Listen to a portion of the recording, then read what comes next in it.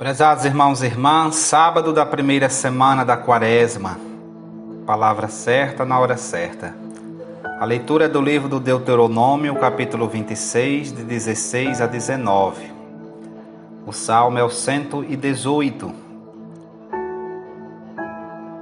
Feliz é quem na lei do Senhor Deus vai progredindo.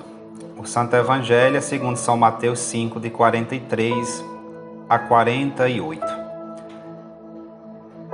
Este texto do livro do Deuteronômio é um tratado de aliança, aqui colocado entre o corpo legislativo do livro, que está dos capítulos 11 até 26.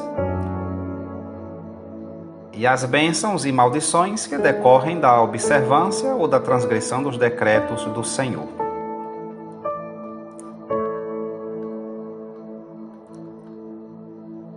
A aliança de que nos fala o Deuteronômio era um pacto de mútua fidelidade entre Deus e o povo de Israel.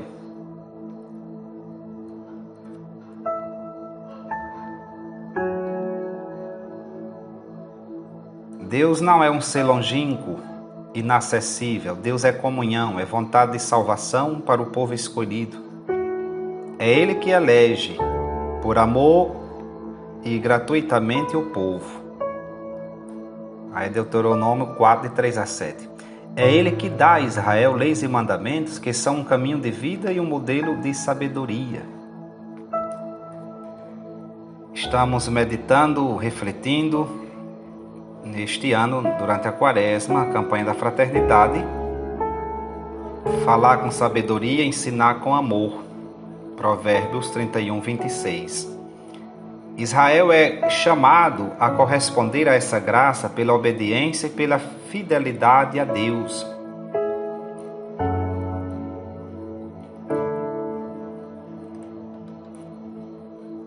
No Santo Evangelho, mais uma vez Jesus pede para darmos mais. Ele nos dá mais, é por isso que pede que demos mais.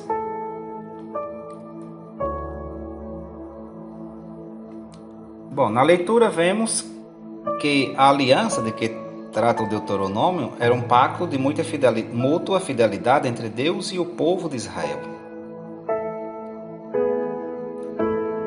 Jesus, no Evangelho, revela que a obediência às leis e preceitos tinha como objetivo fazer dos membros do povo de Deus filhos do mesmo Deus, semelhantes ao Pai, perfeitos como o Pai é perfeito. E que essa perfeição havia de se manifestar na misericórdia, na gratuidade, na bondade para com todos e para além de qualquer medida. A aliança com que Deus deve transformar toda a nossa vida em profundidade é uma aliança com Deus. Então, ela não pode se resumir só no que se refere à obediência exterior das leis e preceitos do Senhor.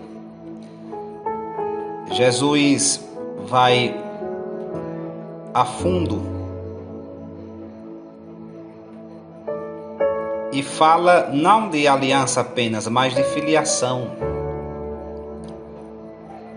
O nosso comportamento deve ser inspirado pelo desejo de nos tornarmos cada vez mais semelhantes ao nosso Pai do céu. Nas meditações para a Quaresma, Santo Afonso Maria de Ligório, neste sábado, ele trata da segunda dor de Maria Santíssima fugida para o Egito e medita o versículo 13 do Evangelho segundo São Mateus, capítulo 2. Toma o menino e sua mãe e foge para o Egito. Como serva que, ferida pela flecha, aonde vai leva a sua dor, trazendo sempre consigo a flecha que a feriu, assim a Divina Mãe, depois da profecia funesta de São Simeão, levava sempre consigo a sua dor com a memória contínua da paixão do Filho. Tanto mais que aquela profecia começou desde logo a realizar-se na fugida que o menino Jesus teve de fazer para o Egito, a fim de subtrair à perseguição de Herodes. Levanta-te, toma o menino e sua mãe e foge para o Egito. Que pena, exclama São João Crisóstomo, devia causar ao coração de Maria o ouvir a intimação daquele duro exílio com seu filho. Ó Deus, disse então Maria, suspirando, como contempla o bem-aventurado Alberto Magno, deve, pois, fugir dos homens aquele que veio a salvar os homens. Cada um pode considerar quanto padeceu a Santíssima Virgem naquela viagem. A estrada, conforme a descrição de São Boaventura, era áspera, desconhecida, cheia de bosques, pouco frequentada e, sobretudo, muito longa, de modo que a viagem foi ao menos de 30 dias. O tempo era de inverno, por isso tiveram de viajar com neves, chuvas e ventos, por caminhos arruinados, cheios de lama, sem terem quem os guiasse ou servisse. Maria tinha então 15 anos e era uma donzela delicada, não acostumada a semelhantes viagens. Que dó fazia ver aquela virgenzinha com o menino nos braços e acompanhada somente de São José. Pergunta São Boaventura: de que alimentavam-se? Onde passavam as noites? E de que outra coisa podiam alimentar-se senão de um pedaço de pão duro trazido por São José ou mendigado? Onde deviam dormir, especialmente no extenso deserto pelo qual deviam passar, se não sobre a terra ao relento, com perigo de ladrões ou de feras em que abunda o Egito? Quem tiver encontrado aqueles 3 grandes personagens, por quem as haveria então reputado, senão por 3 pobres mendigos e vagabundos? Opina Santo Anselmo que os santos peregrinos no Egito habitaram a cidade de Heliópolis. Considere-se aqui a grande pobreza em que deviam viver nos 7 anos que ali permaneceram, como afirma Santo Antônio com Santo Tomás e outros. Eram estrangeiros, desconhecidos, sem rendimento, sem dinheiro, sem parentes. Como diz São Basílio, chegaram com dificuldade a sustentar-se com os seus pobres trabalhos. Escreve Landolfo de Saxônia, e isto seja dito para a consolação dos pobres, que Maria se achava em tão grande pobreza que algumas vezes não tinha nem sequer um pouco de pão que o filho lhe pedia, obrigado pela fome. Vê assim Jesus, Maria e José andarem fugitivos, peregrinando por este mundo.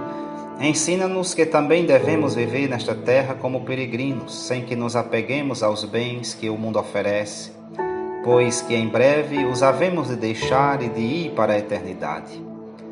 Não temos aqui cidade permanente, mas procuramos a futura. Demais, ensina-nos que abracemos as cruzes, já que neste mundo não se pode viver sem cruz. A bem-aventurada Verônica de Binasco, agostiniana, foi levada em espírito a acompanhar Maria com o menino Jesus na viagem ao Egito, finda a qual lhe disse a Divina Mãe: Filha, acabas de ver com quantas fadigas chegamos a este país. Sabe, pois, que ninguém recebe graça sem padecer. Quem deseja sentir menos os trabalhos desta vida deve, à imitação de São José, tomar consigo Jesus e Maria. Toma o menino e sua mãe. A quem pelo amor traz no coração este filho e esta mãe, se lhe tornam leves, quiçá doces e estimáveis todas as penas. Amemo-los, pois, e consolemos a Maria, acolhendo o seu filho dentro dos nossos corações, que ainda hoje é continuamente perseguido pelos homens com os seus pecados. Louvado seja nosso Senhor Jesus Cristo, para sempre seja louvado.